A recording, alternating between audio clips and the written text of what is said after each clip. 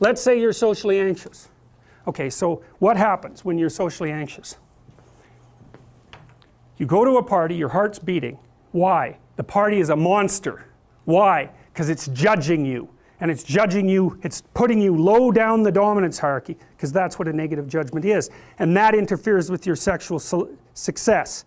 And that means that you're being harshly evaluated by nature itself.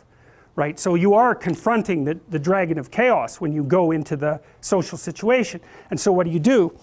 You're like this, right? You hunch over, and that's low dominance. I'm no threat. It's like, well, that's not going to get you very far. You know, but that's a logical thing to do in the face of a tyrant.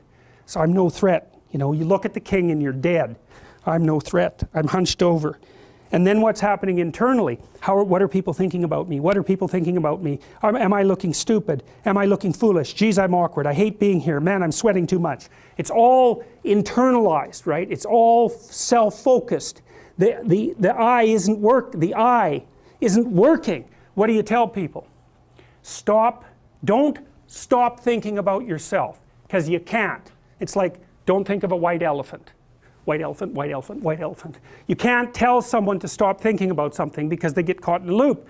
What you do with socially anxious people is you say, look at other people. Look at them, right? Why? Because if you look at them, you can tell what they're thinking.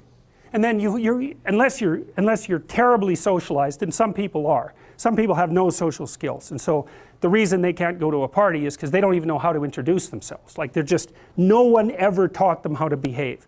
And so they're really good candidates for behavior therapy, because you walk them through the process of how you actually manifest the procedures that are associated with social acceptability. But most people aren't like that. They have the ability. So if they're really introverted and high in neuroticism, they can usually talk quite well to someone one-on-one. Why? Because they look at them. Well, if I look at you, it's another thing to do if you're ever speaking to a group of people. Never speak to the group of people. That doesn't exist. You talk to individuals, and then they reflect for you the entire group, because they're all entrained. So you look at one person, they broadcast to you what everyone's thinking, and you know how to talk to one person. So it's easy. So as soon as you focus on the person, not you, you push your attention outward, use your eye, you push your attention outward, and you start watching. Well, then all your automatic mechanisms kick in, and you stop being awkward. Because if we're talking and I'm looking here, I don't know what you're going to do next, and I'm going to put disjunctions into they're like bad chords in the melody of our conversation. And the reason is I'm not paying attention. So that's why the eye is the thing at the top of the pyramid. It's like the thing that enables you to win the set of all possible dominance hierarchies is the eye. Pay attention. Pay attention. That's the critical issue. That's why the Egyptians worshipped Horus. That's why Horus was the thing that rescued Osiris from the depths. It's the capacity to pay attention. What do you pay attention to most? What your right hemisphere signals as anomalous. It attracts your attention. It's like, this isn't going quite right. I'm not looking at that. Wrong.